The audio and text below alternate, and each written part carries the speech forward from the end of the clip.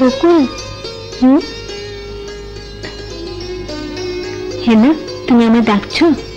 হ্যাঁ বকুল, বলো কি বলবে? তুমি এখন আমার পুতুল নিয়ে বসে আছো, তাই না? হ্যাঁ, কিন্তু তুমি জানলে কি করে? তুমি এখন যা কিছু করো, আমি যেখানেই থাকি না কেন সব জানতে পারি। কেমন করে? মনের টানে। তোমার জন্য আমার মনে যে টান রয়েছে, সেই মনের টানে আমি সব কিছু টের পাই।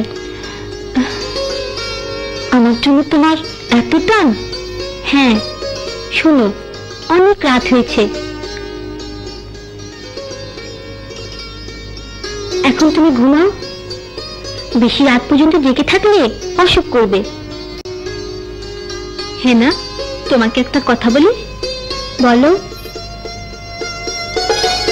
দুদিন পর আমার বৃত্তি পরীক্ষা।